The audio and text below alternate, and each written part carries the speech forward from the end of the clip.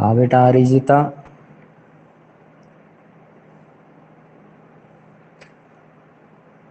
अपना mic on करो।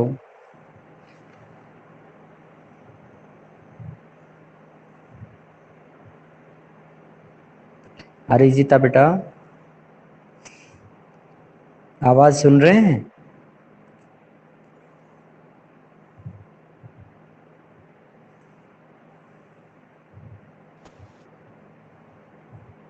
Yes आपकी सर। आवाज नहीं आ रही। हाँ बेटा, मैं ये कह रहा था कि आपने इससे पहले कितनी बार क्लास ज्वाइन की है हिस्ट्री? सर मैं आपने अब नहीं की? तक तो नहीं किए, पहली बार ही कर रही हूँ आज। अच्छा बेटा, तो आपका हिंदी मीडियम है इंग्लिश है बेटा? मीडियम क्या बताओ, सर? मीडियम कौन सा है आपका? आपका मीडियम कौन सा है, हिंदी है इंग्लिश?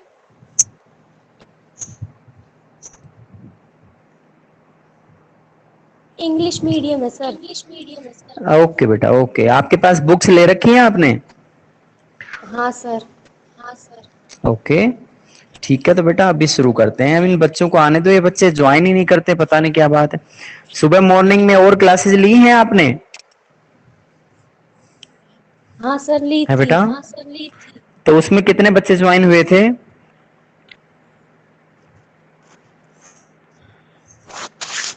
इतने ज्यादा तो नहीं थे, मतलब थे। हाँ इंग्लिश वगैरह की होगी तो इंग्लिश में तो कॉमन आते हैं ना बेटा, और सेक्शन के भी बच्चे आते हैं। हाँ लेकिन सर। जैसे ज्योग्राफी की, हाँ ज्योग्राफी वगैरह की रही हो तो उसमें पता लग जाता है। तो बेटा यहाँ से हम शुरू करेंगे। पेज नंबर है आपका 129। हमारा जो टॉपिक चल रहा है हमने यहाँ तक पढ़ा दिया था। ये द थ्री ऑर्डर्स का टॉपिक है, इसकी इंट्रोडक्शन है। चेंजिंग ट्रेडिशन, ये आपकी यानी एक यूनिट का नाम है चेंजिंग ट्रेडिशंस, बदलती हुई संस्कृतियां। और इसके अंदर हम यहां तक का पढ़ा चुके हैं। इसमें कल्चर का पता लग जाता है कि भाई वहां पे कौन कौन सी कल्चर जो है आपस में समावेश उनका हो रहा था यूरोप के अंदर। तो यहां से हम महत्वपूर्ण घटनाओं की काल रेखा पढ़ेंगे। यहाँ देखिएगा, सबसे पहले अफ्रीका और यूरोप की तुलना की गई है, उनकी आपस में घटनाओं का वर्णन यहाँ पे डेट वाइज किया हुआ है। 1300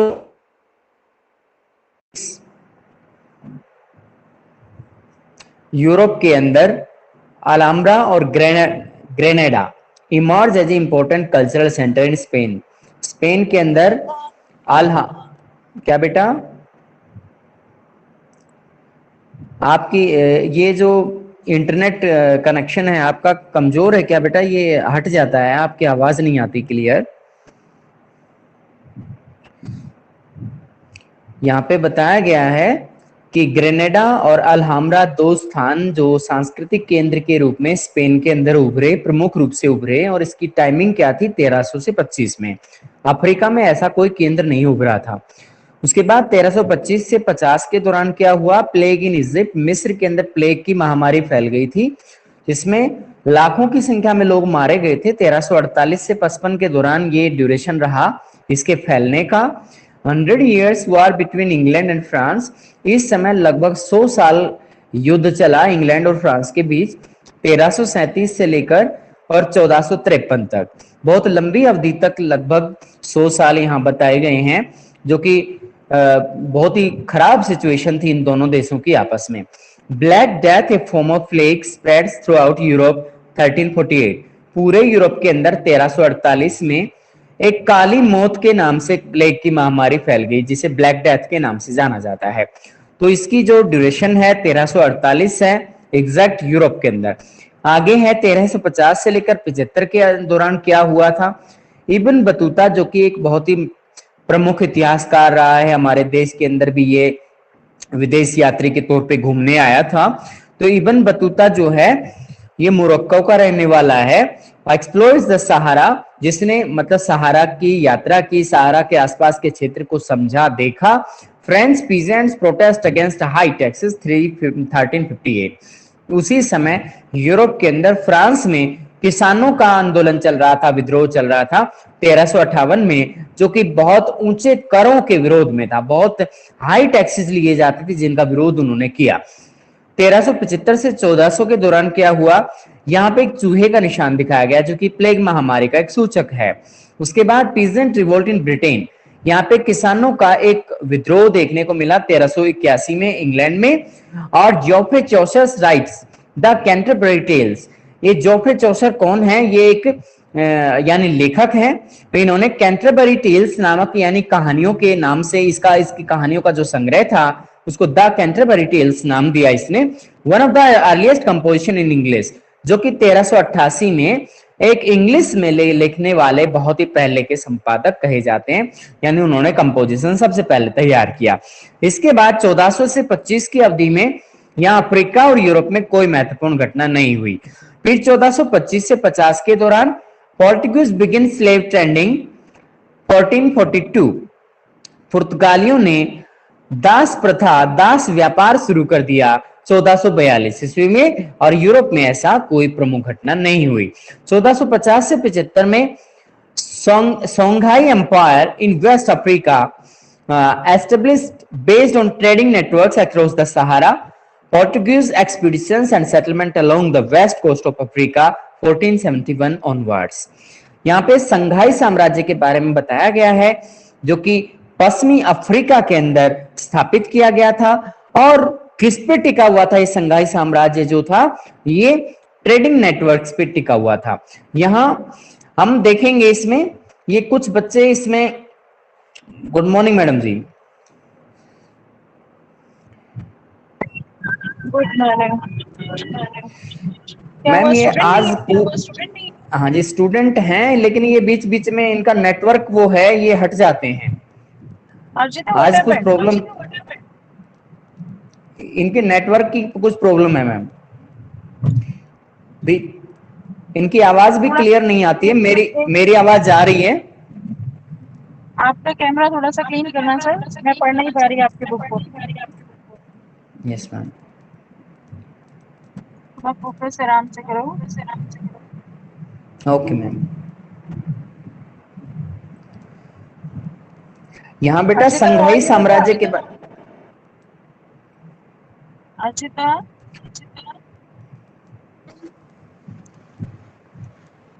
बेटा, do you have any problem here in that network? No ma'am. बेटा आप बीच बीच में आप क्विट हो जाते हो। हाँ ओके मैम।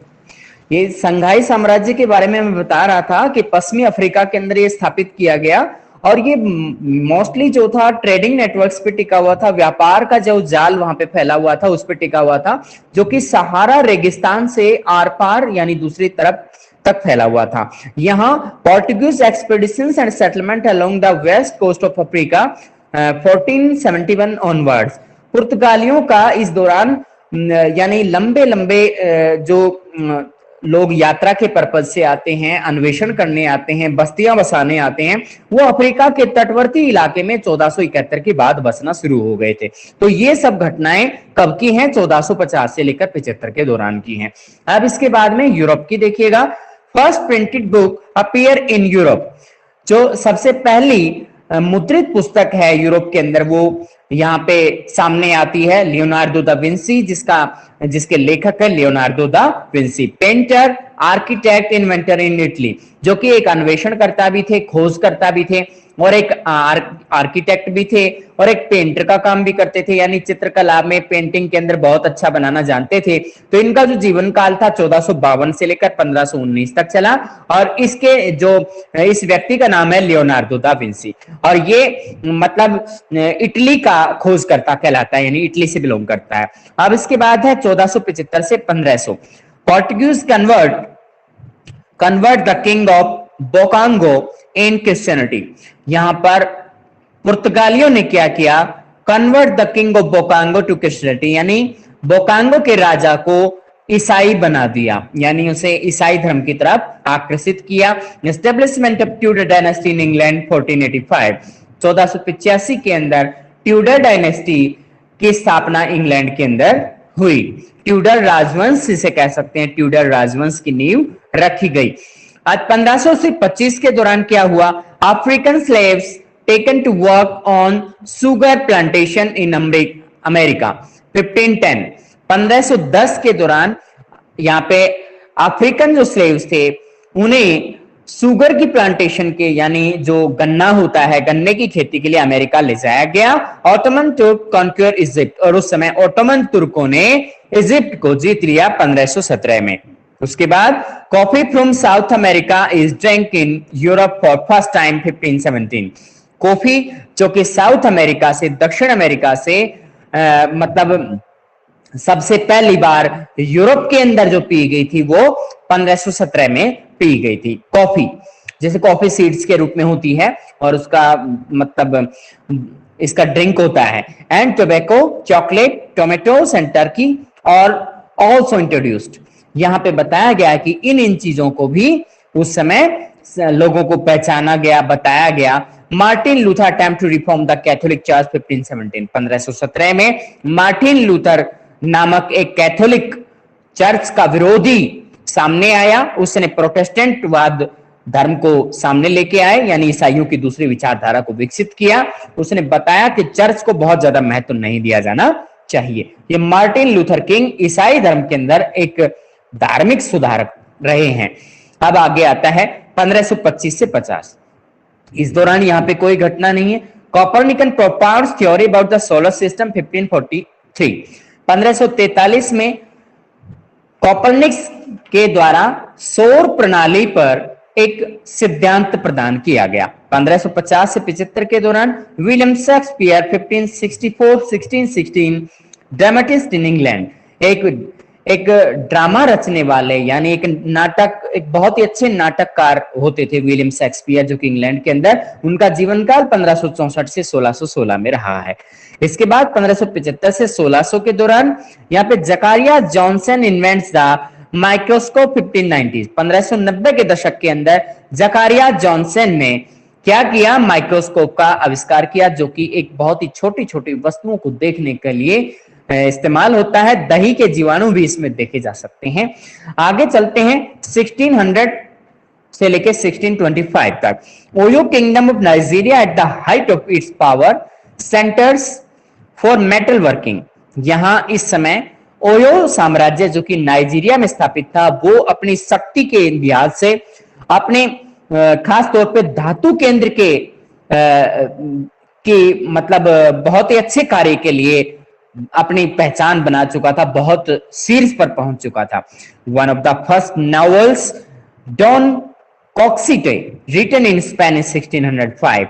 सबसे पहले जो उपन्यास लिखा गया नॉवल, उसका नाम था डॉन कॉक्सिटे, जो कि स्पेनिश भाषा में लिखा गया था 1605 में। इसके बाद चलते हैं 1625 से 50 के दौरान क्या हुआ? अफ्रीका में ऐसा कुछ नहीं। उस दौरान यूरोप के अंदर William Harvey demonstrate that blood is pumped through the body by the heart 1628।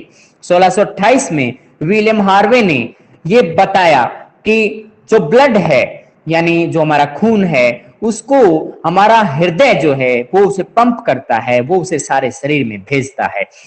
1650 या रक्त परिसंचरण सिद्धांत के बारे में इसने बताया विलियम हार्वे ने कि हमारा हृदय उसके लिए जिम्मेदार है। 1650 से 75 Portuguese destroy the Congo kingdom 1662। पुर्तगालियों ने कांगो साम्राज्य को 1662 में ध्वस्त कर दिया, नाश कर दिया उसका।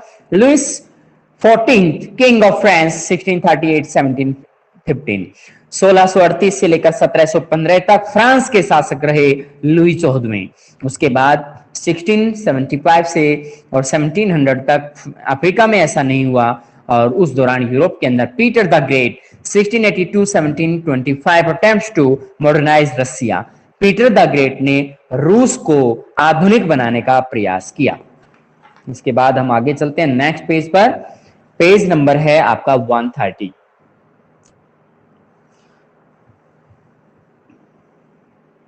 देखिए 1300 से लेके 25 तक एशिया में, साउथ एशिया के अंदर तुलना करके दिखाई गई है। तो इस दौरान यहाँ पे ऐसा कुछ नहीं हुआ।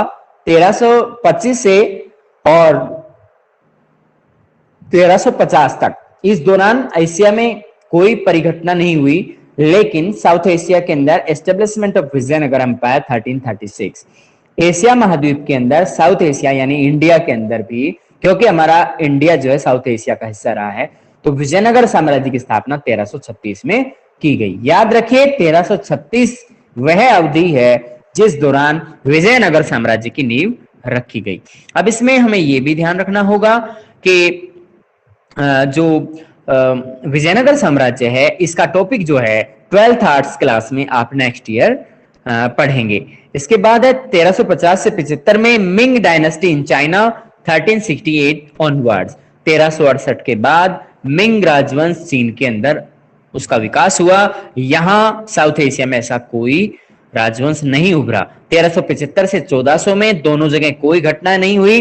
1400 से 25 में यहां पर हम देख सकते हैं कि एक भवन निर्माण शैली, अलग प्रकार की भवन निर्माण शैली का हम देखते हैं, गोल गुंबद टाइप में बनाया गया है। इसकी छत के आकार जो छज्जा बाहर निकला हुआ है, ऊपर से इसका टोम गुंबद बना रखा है, इसका शिखर भी बनाया गया है और इसका ऐसा लगता है जैसे यहाँ बौद्ध धर्म के जो अनुयायी हैं वो शिक्षा प्राप्त करते होंगे। आगे है इमर्जेंस ऑफ रीजनल सल्तनत। इस दौरान 1400 से 25 में खास तौर पर यहाँ क्षेत्रीय सल्तनतें अस्तित्व में आई। इसके बाद 1450 से 75 में ओटोमन तुर्क जो है कुस्तुनतुनिया, जिसको कॉन्स्टेंटिनोपल कहा जाता है, 1453 में तुर्कों ने कुस्तुनतुनिया पर अधिकार कर लिया और यहाँ साउथ एशिया में ऐसी कोई घटना नहीं हुई। 1475 से 1500 में यहाँ वास्को डे गामा इंडिया आते हैं। 1498 में ये खोज करना चाहते हैं किसी दूसरे द्वीप की, लेकिन इंडिया पहुंच जाते हैं 1498 में। इसके बाद 1500 से 25 में Portuguese entry into China oppose driven out to Macau 1522। पुर्तगालियों ने चाइना के अंदर विरोध एंट्री लेते हुए और विरोध किया, ड्राइवन आउट टू मकाओ, क्योंकि वो मकाओ को यहां से बाहर उन्होंने भेज दिया, यानी मकाओ शासन जो यहाँ पे चल रहा था उसको भगा दिया। यहां ऐसी कोई परिघटना एशिया में नहीं हुई। 1525 से 50 में यहां ब्लैंक है, उससे आगे चल रहा है Babur establish Mughal control over the north India, first battle of Panipat 1526। 1526 में पानीपत का प्रथम युद्ध जो कि बाबर और इब्राहिम लोदी के बीच हरियाणा के पानीपत में लड़ा गया था, इसमें मुगल शासक बाबर ने जीत हासिल की थी। बाबर ने मुगलों पर अपना नियंत्रण उत्तरी भारत में क्या किया था, स्थापित किया था। इसके बाद 1550 से 75 में अकबर ने कंसोलिडेट्स मुगल रूल। 1556 से लेकर 1605 का शासन अकबर का रहा। उसने मुगल साम्राज्य को संगठित किया। 1575 से 1600 में first Kabuki play stage in Japan, यानी पहला काबुकी जो वन एक्ट प्ले था जापान के अंदर मंच पर उसे दिखाया गया। 1586 में शाह अब्बास 1587 से 1629 Persia introduces European method of military training. उसने यूरोपियन सैन्य प्रशिक्षण को अपनी सेना के अंदर लागू किया। 1600 से 25 में Tokugawa shogunate established in Japan 1603। Tokugawa shogunate, जिनको हम यानी शोगुन शासन भी बोलते हैं, तोकुगावा का शोगुन जो राजवंश है वो जापान में 1603 में स्थापित हुआ। Establish the British east India company 1600। India के अंदर ब्रिटिश ईस्ट इंडिया कंपनी की स्थापना इंडिया में नहीं हुई थी, ब्रिटिश यानी इंग्लैंड में ही की गई थी और इसके बाद में 1600 ईस्वी में ईस्ट इंडिया कंपनी बनी। उसके बाद हमारे इंडिया में ये धीरे धीरे पहुंचे हैं। उसके बाद 1625 से 50 में all European traders with the exception of the Dutch forbidden to trade with Japan. यहाँ पे सभी जो यूरोपीय व्यापारी थे, केवल डचों को छोड़ करके उन्हें जापान के साथ व्यापार करने की मनाही कर दी गई। 1637 में मांचू रूल इन चाइना, उस समय मांचू राजवंश का शासन चाइना में चल रहा था। 1644 के बाद and which last for the nearly 300, और जो लगभग 300 साल तक मांचू राजवंश का शासन यहाँ पे चलता रहा। Growing demand in Europe for China T and silk, और इस समय Europe growing demand in Europe for Chinese T and silk, China की चाय के लिए और सिल्क का जो कपड़ा होता है उसकी डिमांड यूरोप में तेजी से बढ़ने लगी। आगे आता है कंस्ट्रक्शन ऑफ द ताजमहल 1632 से 53 में। मुमताज महल बेगम की याद में और शाहजहां के द्वारा बनवाया गया, क्योंकि ये समय उन्हीं का था। 1650 से 75 में कोई इतनी महत्वपूर्ण घटना नहीं। 1675 से 1700 में यहाँ पर हम एक हाथी पर बैठे हुए व्यक्ति को देख पाते हैं, जैसा ऐसा लग रहा है जैसे युद्ध के अंदर हाथी दौड़ते हुए और युद्ध लड़ा जा रहा है। उसके बाद 1300 से 25 में एज़टेक कैपिटल एट टेनोक्टिलोन मैक्सिको 1325, पूरे विश्व के अंदर 1325 में मैक्सिको के अंदर टेनोक्टिलोन, जो कि एज़टेक लोगों की, एज़टेक एक जनजाति है, टेनोक्टिलोन क्षेत्र के अंदर मैक्सिको में पाई जाती है, वहां 1325 में इसने राजधानी बनाई। बिल्डिंग टेम्पल्स, यहाँ पे मंदिरों का निर्माण किया गया। डेवलपमेंट ऑफ इरिगेशन सिस्टम, सिंचाई प्रणाली का विकास किया गया। अकाउंटिंग सिस्टम और यहाँ पर लेखन प्रणाली का और रिकॉर्ड रखने की प्रणाली का विकास किया गया। 1325 से 50 के दौरान 1350 से 75, 75 से 1400, 1400 से 25 और 1425 से 50, यहाँ कोई ऐसी महत्वपूर्ण घटना नहीं। यहां हम देख पा रहे हैं औजार दिखाया गया है, जिस औजार को चित्र यहाँ पे बना हुआ है, शायद ये वहां पर मिला है। 1450 से 75 Incas establish control over Peru, Peru के अंदर इंका सभ्यता का की नींव रखी गई 1465 में। 1475 से 1500 में कोलंबस जो है वेस्ट इंडीज जो क्षेत्र है वहां पे पहुंचते हैं 1492 में, यानी वेस्ट इंडीज पहुंच जाते हैं कोलंबस। और इस तरह से ये, यानी कोलंबस वह व्यक्ति हैं जिन्होंने अमेरिका की खोज की है। वो इंडिया की तलाश में आए थे, लेकिन वो अमेरिका पहुंच जाते हैं 1492 में। 1500 से 25 में यहां हम देख सकते हैं स्पेनिश कॉन्क्वेस्ट ऑफ मैक्सिको 1521। 1521 में स्पेनिश लोगों ने मैक्सिको के अंदर जीत दर्ज की। Magellan Spanish navigator reaches the Pacific ocean, एक मैगेलन नाम का एक स्पेनिश नेविगेटर जो कि नाविक था, उसने प्रशांत महासागर के अंदर 1519 में यात्रा पूरी की और वो यहाँ पर पहुंच गया।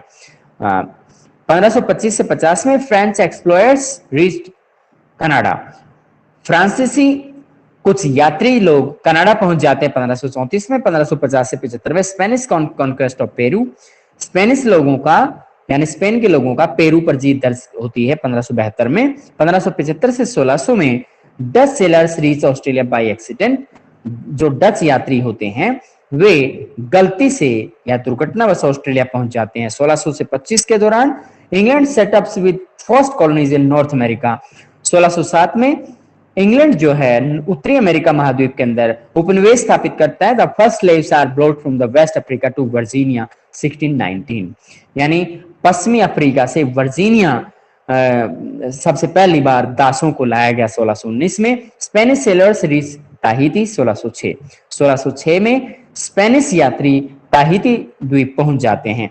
1625 से 50 में Dutch found new Amsterdam, Dutch लोगों को एक नए एम्स्टर्डम की खोज उन्होंने की, नाउ कॉल न्यूयॉर्क, जिसे न्यूयॉर्क के नाम से आज जाना जाता है।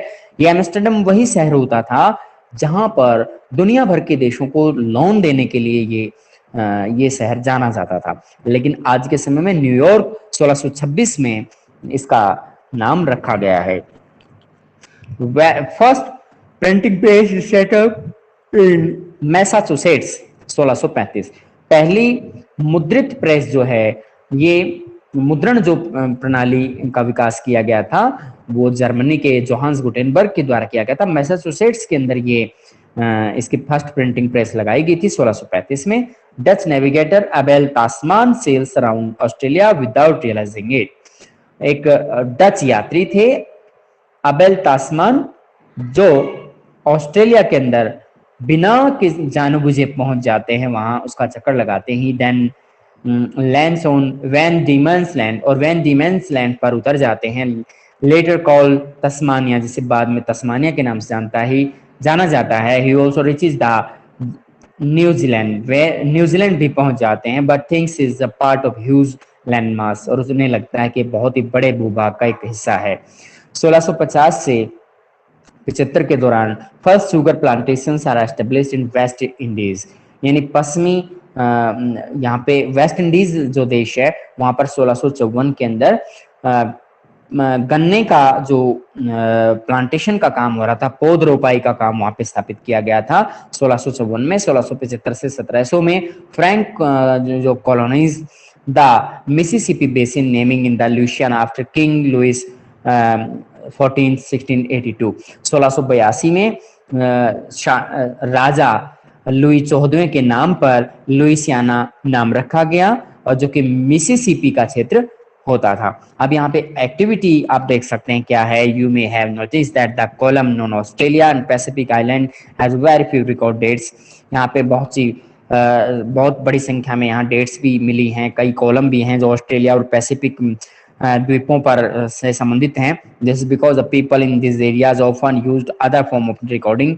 यहाँ के लोग अलग तरह की रिकॉर्डिंग रखने का तरीका रखते थे, यानी यहाँ के लोग जो है रिकॉर्डेड डेट्स के बारे में बहुत कम यूज करते हैं, और इनका तरीका दूसरा था। Including painting such as the are shown above, जैसे कि पेंटिंग के अंदर ऊपर यहाँ पे दिखाया गया है, ये पेंटिंग है। लिस्ट एट वन इवेंट, एक ऐसी परिघटना की सूची बनाए। Process from each of the proceeding 5 columns which an Australian painter may have found worth recording. यहाँ पर ये बताया गया है कि इसमें एक ऐसी प्रक्रिया का उल्लेख कीजिए, एक ऐसी सूची बनाइए, एक ऐसा स्तंभ लिखिए जिसमें 5 ऐसे बिंदु शामिल करें जो ऑस्ट्रेलियन पेंटर के द्वारा उसमें रिकॉर्डिंग के बारे में जानकारी दी गई है, उसे उसका पता चलता है। List another 5 which may have seemed irrelevant to her or him, और इसमें 5 ऐसी सूची भी बनाए जो उससे संबंधित नहीं है। यहाँ तक हमने इसका इंट्रोडक्शन पढ़ लिया। अब आपका लेसन जो है, मेन जो टॉपिक है द 3 ऑर्डर्स स्टार्ट होता है। ये आपका लेसन नंबर 6 है। इसमें हमने आपको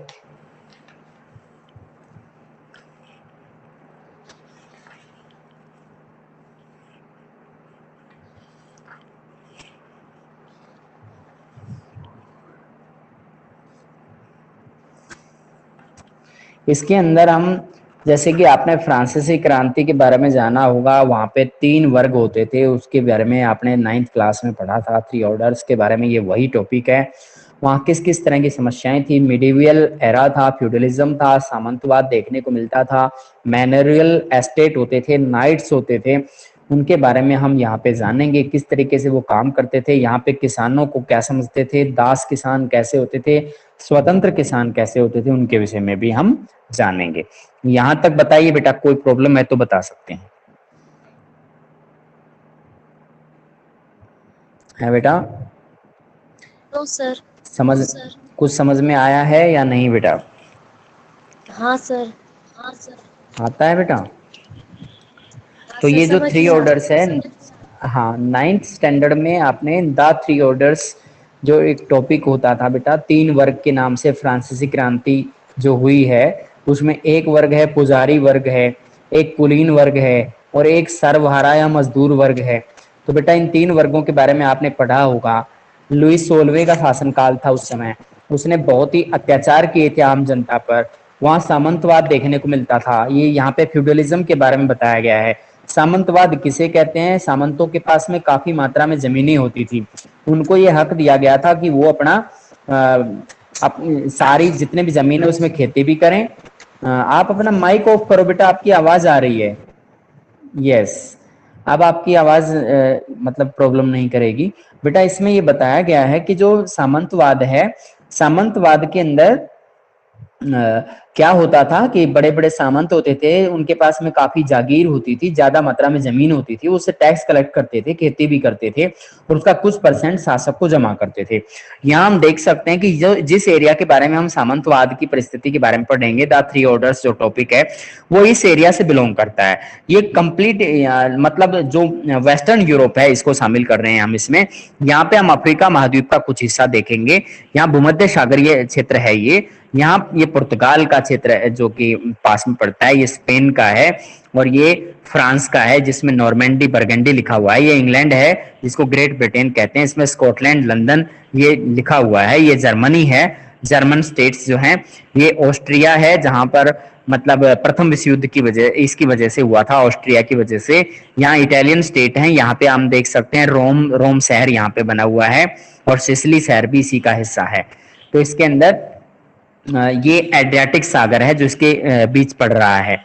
तो यहाँ ये उत्तरी सागर है, ये इंग्लिश चैनल है जिसको बहुत लोग तैर करके पार कर लेते हैं। फ्रांस और इंग्लैंड के बीच में इंग्लिश चैनल है, इसको लोग तैर के पार कर लेते हैं और कुछ लोगों ने रिकॉर्ड भी बना रखा है।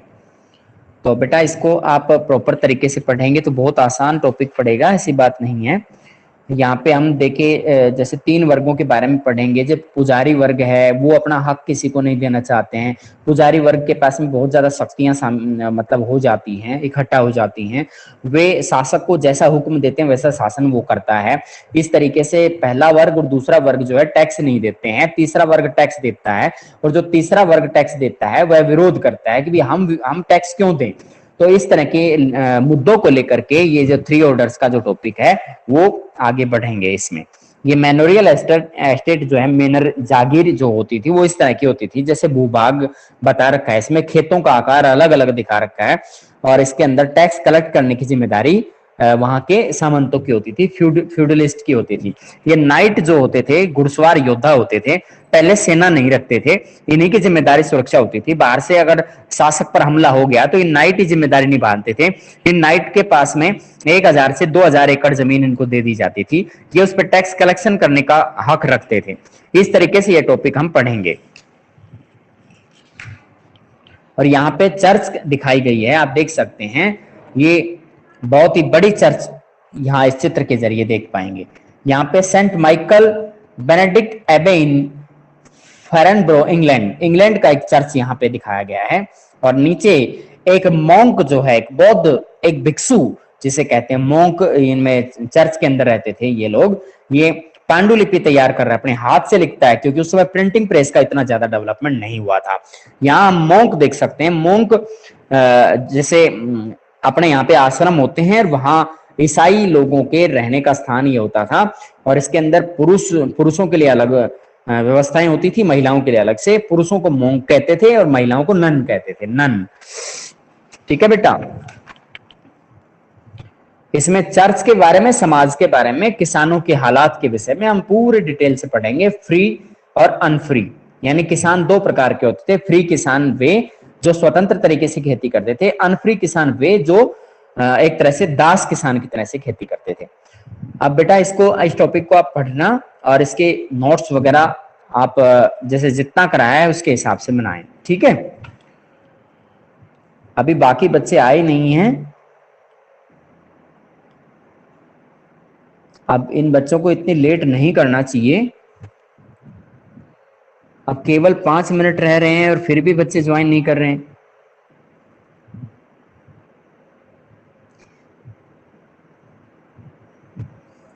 ठीक है बेटा, यू कैन लीव ऑल्सो। इसको पढ़ लेना आप एनसीईआरटी बुक से एक बार फिर।